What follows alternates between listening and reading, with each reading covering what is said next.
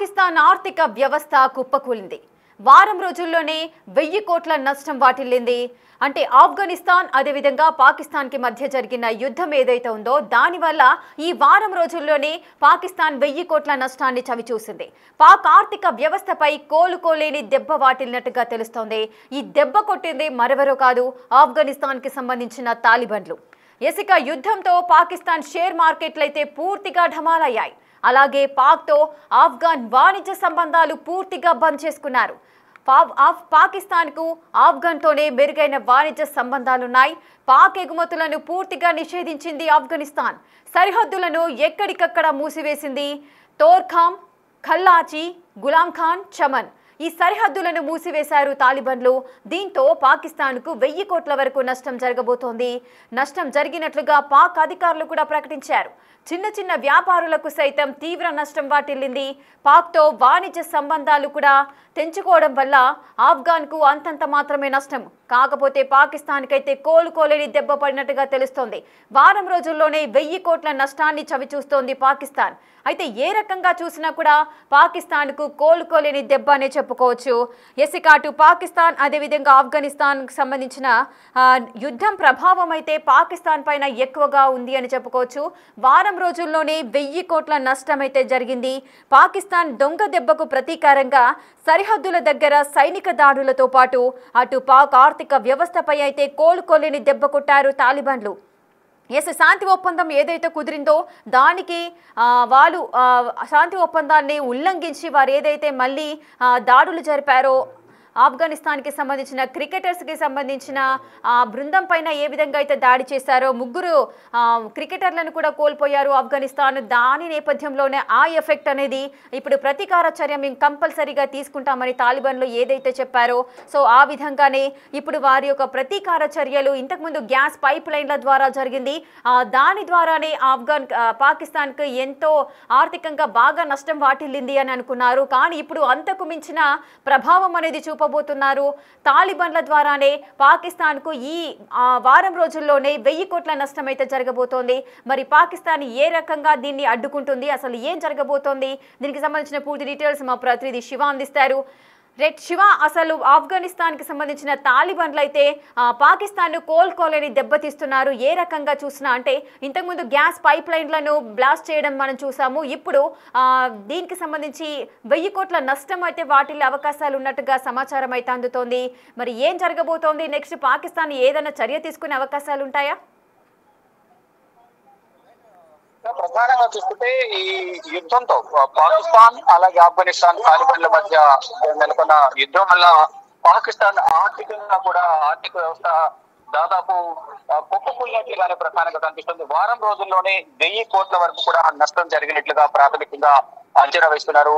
అంటే పాకిస్తాన్ దొంగ దెబ్బకు ప్రతీకారంగానే ఈ దాడులు జరిగినాయి.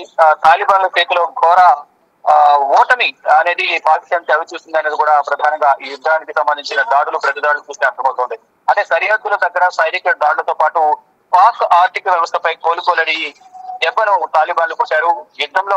యుద్ధంతో పాకిస్తాన్ షేర్ మార్కెట్లు కూడా పూర్తిగా ఢమాలైనట్లుగా కూడా తెలుస్తోంది. అలాగే పాక్ తో ఆఫ్ఘాన్ వాణిజ్య సంబంధాలు పూర్తిగా నిలిచిపోయినట్లుగా కూడా ప్రచారం జరుగుతోంది. ఇక పాకిస్తాన్ కు ఆఫ్ఘాన్ తో మెరుగైన వాణిజ్య సంబంధాలు అనేవి ఉండకపోవచ్చు అనేది చెప్తున్నారు. ఇక పాక్ ఎగుమతులు పూర్తిగా ఆఫ్ఘనిస్తాన్ నిషేధించింది. సరిహద్దులను ఎక్కడికెక్కడ ఆఫ్ఘనిస్తాన్ మూసేసింది. తర్ఖామ్ అలాగే ఇతర పలు ప్రాంతాలు ఏవైతే ఉన్నాయో కర్లాచి, గులాం ఖాన్, చమన్ సరిహద్దులను తాలిబాన్లు మూసేశారు. దీంతో పాకిస్తాన్ కు 1000 కోట్ల వరకు నష్టం వాటిల్లినట్టుగా మాత్రం ఒక అంచనా అయితే వేస్తున్నారు. దీనికన్నా ఎక్కువ మేరే నష్టం జరిగి ఉండొచ్చు అనేది కూడా ప్రాథమికంగా కొంతమంది విశ్లేషణలు చేస్తున్నారు. ఇక నష్టం జరిగినట్లు పాక్ అధికారులు కూడా ప్రకటన చేశారు. చిన్న చిన్న వ్యాపారులకు సైతం తీవ్ర నష్టం వాటిల్లింది. పాక్ తో వాణిజ్య సంబంధాలు పెంచుకోవడం వల్ల ఆఫ్ఘాన్ కు అంతంత మాత్రమే నష్టం జరిగినప్పటికీ ఏ రకంగా చూసినా కూడా పాకిస్తాన్ కు కోలుకోలేని దెబ్బ తగిలింది. ఒకవైపు ఆర్థికంగా దెబ్బతింది, మరోవైపు పదుల సంఖ్యలో పాకిస్తాన్ సైన్యం కూడా ఆఫ్ఘనిస్తాన్ సంబంధించిన తాలిబాన్ల చేతిలో మృత్యువాత పడిన పరిస్థితి కనిపిస్తా ఉంది. మరోవైపు సాధారణ జనజీవనం కూడా చాలా ఇబ్బందులు ఎదుర్కొన్నారు. ఆఫ్ఘనిస్తాన్ పాకిస్తాన్ యుద్ధం వల్ల ఇటు పాకిస్తాన్ సైన్యానికి ఇటు పాకిస్తాన్ చెక్ పోస్ట్ ఎగుతున్న ఆర్మీ చెక్ పోస్ట్ వరకు కూడా చాలా వరకు నష్టపోయారు. ఇటు తాలిబాన్ల దాడులు అనేది కూడా అర్థమవుతుంది. ఎస్ శివ, మొత్తంగా చూసుకుంటే గత కొన్ని రోజులుగా కూడా ఈ శివ పాకిస్తాన్ మనం అనేది చూస్తూనే ఉన్నాము ఆర్థికంగా బిగ్ టీవీ ఇబ్బందులు ఎదుర్కొన్న స్క్రీన్ పరిస్థితి పైన. కనిపిస్తోంది. S Shiva, big TV screen పైన మనం చూస్తూనే ఉన్నాము. ఆ చెక్ పోస్ట్ దగ్గర అంటే ఆ దేశ సరిహద్దుల దగ్గర పాకిస్తాన్ ఏదైతే ఎగుమతులు చేస్తుందో ఆ వాణిజ్యానికి సంబంధించిన ఎగుమతికి సంబంధించిన వస్తువులన్నీ కూడా ఆ ట్రక్స్ లారీస్ అవన్నీ కూడా అక్కడే నిలిచిపోయిన పరిస్థితి కనిపిస్తోంది. వచ్చిన రైతులు కానీ వారంతా కూడా అక్కడే కూర్చున్న దృశ్యాలు కూడా మనం చూస్తూనే ఉన్నాము. అంటే ఇదంతా కూడా ఆఫ్ఘనిస్తాన్ వీళ్ళ ఎగుమతులను నిషేధించింది అని వాళ్ళకి ఏదైనా ప్రకటన జారీ చేసిందా? వీరు అక్కడ దాకా వెళ్ళి అక్కడ వెయిట్ చేయాల్సిన పరిస్థితి ఏంటి? వాళ్ళు మళ్ళీ తిరిగి వెనక్కి రావాల్సిందేనా? డెఫినెట్ గా వారు ఒక నిర్ణయం తీసుకున్న తర్వాత నిర్ణయానికి అనుగుణంగానే అక్కడ పరిపాలన యంత్రాంగం అంతా కూడా పనిచేయాల్సిన అవసరం అయితే ఉంది. దానిలో భాగంగానే మొత్తం వాణిజ్య సంబంధాలను పాకిస్తాన్ తో ఆఫ్ఘనిస్తాన్ చేర్చుకోవడం, దీని ద్వారా పాకిస్తాన్ కి అయితే వాణిజ్య రంగం పైన ఇతర కీలక రంగాలపై ఈ ప్రభావం అనేది పడబోతుంది యుద్ధం వల్ల. అంటే ఈ యుద్ధం సమయంలో కాల్పుల విరమణ ఒప్పందానికి ముందుగా కాంగ్రెస్ రెండు పార్టీలు కూడా రెండు వర్గాలు కూడా ఒప్పుకున్న తర్వాత ఆఫ్ఘనిస్తాన్ పైన పాకిస్తాన్ దాడి చేసిన నేపథ్యంలో క్రికెటర్లతో పాటు 17 మంది సాధారణ జనం కూడా చనిపోయారు. ఈ నేపథ్యంలోనే ప్రతీకార దాడి ఉండబోతున్నట్టు కూడా ప్రతీకార దాడి చాలా గట్టిగా ఉంటున్నట్టు ఆఫ్ఘనిస్తాన్ తెలిపింది. దానిలో భాగంగా గ్యాస్ పైప్ లైన్స్ ఏవైతున్నాయో తమిళకు సంబంధించిన పైప్ లైన్లు ఇవన్నీ కూడా ధ్వంసం చేసింది ఆఫ్ఘనిస్తాన్. దీని ద్వారా అక్కడ గ్యాస్ సంబంధించిన వ్యవస్థ అంతా కూడా కంప్లీట్ గా దెబ్బతింది. పాకిస్తాన్ అంతా కూడా తీవ్ర ఇక్కట్లు ఎదుర్కొంటూ ఉంది. దాంతో పాటు ఇప్పుడు వాణిజ్య సంబంధాలు కూడా పూర్తిగా పెంచుకోవడం ద్వారా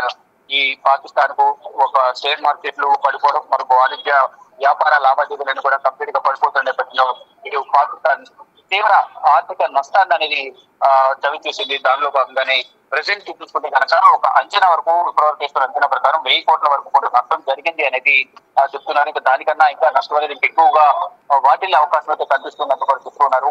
మీరు చెప్పినట్టుగా ట్రక్స్ లో ఏవైతే ఎగుమతి చేసిన వస్తువులు ఏవైతున్నాయో ఆ వస్తువులు బోర్డర్ దాటి వెళ్లాల్సిన అవసరం ఉంటుంది, కానీ వాటిని కూడా నిలిపివేసేశారని కూడా ప్రచారం జరుగుతుంది. అది కూడా వెనక్కి తిరిగి వచ్చే అవకాశం కనిపిస్తుంది.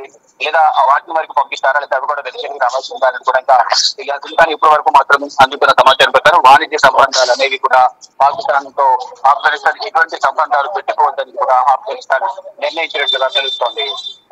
శివ, నార్మల్ గా వారి యొక్క వాణిజ్యం అనేది ఆఫ్ఘనిస్తాన్ తోనే ఎక్కువగా ఉంటుంది, బలంగా వాణిజ్య వ్యవస్థ ఉంటుంది ఆఫ్ఘనిస్తాన్ తో అని అంటున్నారు. మరి అలాంటి ఆఫ్ఘనిస్తాన్ తోనే యుద్ధం చేయడము, ఇప్పుడు ఆఫ్ఘనిస్తాన్ పాకిస్తాన్ కి సంబంధించిన ఎగుమతులన్నింటినీ కూడా నిషేధించడము జరుగుతుంది. అదేవిధంగా ఇందాక మనం చూసాము గ్యాస్ పైప్ లైన్లను ధ్వంసం చేయడాన్ని కూడా మనం చూసాము. ఇప్పుడు ఈ ఎగుమతులకు సంబంధించిన సిచ్యువేషన్ కూడా మనకు రోడ్డు పైన అక్కడ వాళ్ళు వెయిట్ చేస్తున్న సిచ్యువేషన్ మనకు కనిపిస్తోంది. సో ఇంత రకంగా కూడా పాకిస్తాన్కి ఎక్కువగా నష్టం చేకూరే అవకాశాలు ఉన్నాయి. మరి ఇప్పుడైనా కూడా పాకిస్తాన్ దిగి వస్తుందా? శాంతి చర్చలకు ఏదైనా ప్లాన్ చేసే అవకాశాలు ఉంటాయా? 3 డేస్ బ్యాక్ చూసుకుంటే కనుక తాలిబాన్ల ధాటికి తట్టుకోలేక తాలిబాన్కి వచ్చి కాల్పుల విరమణ ఒప్పందానికి వాళ్లే వచ్చారు, వాళ్లే అంగీకరించారనేసి ప్రధాన ప్రచారం జరిగింది. కాల్పుల విరమణ ఒప్పందానికి ఒప్పుకున్నారని తెలిపారు. తర్వాత మళ్ళా నిన్న ఉన్నట్లుండి ఇటు క్రికెటర్లకు సంబంధించి 3 చనిపోవడం కానీ, సాధారణ పౌరులు నివసించే ఇళ్లపై దాడులు చేయడం ద్వారా 17 మంది క్రికెటర్లతో పాటు కలిపి 3 క్రికెటర్లు, 17 మంది మిగతా జనం అందరూ కూడా కలిపి 17 మంది మృతి చెందారు. దీంతో మరింత ఆగ్రహించిన తాలిబాన్లు ప్రతీకార దాడి ఉంటున్నట్టు కూడా దాడి చేశారు. ఇప్పుడు మళ్ళా ప్రతీకార దాడిలో పాకిస్తాన్ కి సంబంధించిన గ్యాస్ పైప్లకు సంబంధించి కానీ, ఇప్పుడు వాణిజ్య సంబంధాలు కానీ ఇవన్నీ కూడా పెంచుకోవడంతో అంటే వారితో ఇటువంటి సత్సంబంధాలు ఉండొద్దు అనేది ప్రధానంగా ఆఫ్ఘనిస్తాన్ భావిస్తోంది. దానిలో భాగంగా వారు ఒక నిర్ణయం తీసుకున్నారు. మరి ఈ నిర్ణయానికి తగ్గట్టుగా అటు పాకిస్తాన్ ప్రతిచర్య ఏ విధంగా ఉండబోతుంది? కానీ ఈ ఆఫ్ఘనిస్తాన్ తీసుకున్న నిర్ణయం వల్ల పాకిస్తాన్ మాత్రం తీవ్ర నష్టం వాటిల్లే అవకాశం అయితే ప్రధానంగానే కనిపిస్తోంది. దీని ద్వారా ఇప్పటివరకు చెప్తున్న దాని ప్రకారం 1000 కోట్లు అని చెప్తున్నారు. ఇక వాణిజ్య సంబంధాలు అలాగే ఈ షేర్ మార్కెట్లు కూడా పడిపోతున్న నేపథ్యంలో అంటే సరిహద్దు వివాదం అనేది ఇద్దరి మధ్య వచ్చింది. అది కాస్త తెలుగు దానివాళ్ళగా మారి ఈ సరిహద్దులోనే ఒకరిపై ఒకరు దాడులు చేసుకోవడం ద్వారా పాకిస్తాన్ కి ఎక్కువ నష్టం వాటిల్లినట్టుగా తెలిసినట్టు సైనిక నష్టం అనేది ఇరు దేశాలకు సంబంధించి పదుల సంఖ్యలో సైన్యం చనిపోయినప్పటికీ కూడా ఆర్థికంగా కూడా పాకిస్తాన్ నష్టపోయింది. అంటే ఇటు ఆఫ్ఘనిస్తాన్ కొంతమేర నష్టం ఉన్నప్పటికీ దానికి త్రిబుల్ అలా 4 times వరకు కూడా పాకిస్తాన్ నష్టపోయింది అనేది కూడా నిపుణులు చెప్తూ ఉన్నారు. కానీ ఇప్పటికైనా పాకిస్తాన్ తర్వాత వక్ర బుద్ధిని మార్చుకుని ముందు కాల్పుల విరమణ ఒప్పందానికి అంగీకరించడం, మళ్ళీ దొంగ దెబ్బ తీయడం అనేది గతం నుంచి కూడా చూస్తూ ఉన్నాం. గతంలో కూడా అనేక పరిణామాల్లో మనం చూసాము. ఇప్పుడు కూడా అదే పరిణామాలు వారు ఉన్న సిచ్యువేషన్ నుంచి బుద్ధి తెచ్చుకోకుండా అంటే ఒక గుణపాఠాలు నేర్చుకోకుండా ప్రతిగా దాడులు చేస్తున్న పరిస్థితి కనిపిస్తుంది. అంటే ఎదుటి వారిని నమ్మించి మోసం చేయడం అనేది పాకిస్తాన్ కు మొదటి నుంచి కూడా ఒక పరిపాటిగా మారిపోయింది. దానిలో భాగంగా ఇప్పుడు కూడా కాల్పుల విరమణ ఒప్పందానికి అంగీకరించి మళ్ళీ దాడి చేసిన నేపథ్యంలో పరామర్శం అనేది ఆఫ్ఘనిస్తాన్ లో జరిగింది. ఈ నేపథ్యంలోనే వారు ఆఫ్ఘనిస్తాన్ సంబంధించిన తాలిబాన్లు ఆగ్రహించి వారికి సంబంధించిన గ్యాస్ పైప్ లైన్ సంబంధించి వాణిజ్య సంబంధాలు అన్ని కూడా తెగనప్పుడు చేసుకున్న నేపథ్యంలో ఇప్పుడు పాకిస్తాన్ మాత్రం తీవ్ర నష్టం వాటిల్లుతుంది, తీవ్ర ఇబ్బందులు ఎదుర్కొంటారు. దీని ద్వారా సామాన్య ప్రజల నుంచి అంటే గ్యాస్ పైప్ లైన్ అనేది గ్యాస్ అనేది నిత్యావసర వస్తువు కాబట్టి అది ప్రజలకు అందుబాటులో లేకపోతే మొత్తం ప్రభుత్వం పైన తీవ్రమైన వ్యతిరేకత వచ్చే అవకాశం ఉంటే ప్రధానంగా కనిపిస్తుంది. దీని ద్వారా ఒకవైపు అంతర్యుద్ధం, మరోవైపు ఆఫ్ఘనిస్తాన్ తాలిబాన్ నుంచి, మరోవైపు ప్రజల నుంచి కూడా తీవ్ర వ్యతిరేకత అనేది మూట కట్టుకోవాల్సిన పరిస్థితి అయితే వస్తుంది.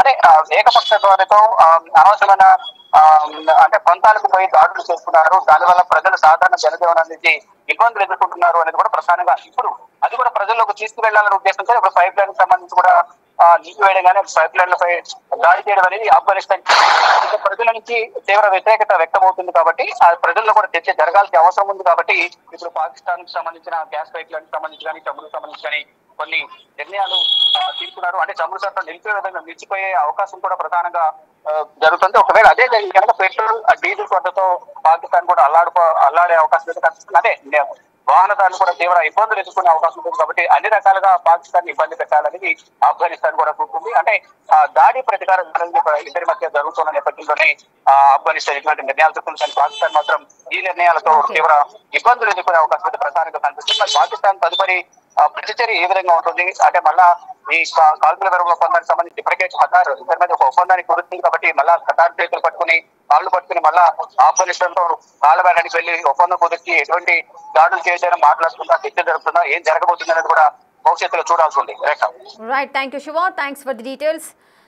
రైట్, ఇక యుద్ధంతో పాకిస్తాన్ ఆర్థిక వ్యవస్థ అయితే కుప్పకూలింది. ప్రెసెంట్ మనము బిగ్ టీవీ స్క్రీన్ పైన విజువల్స్ చూడొచ్చు.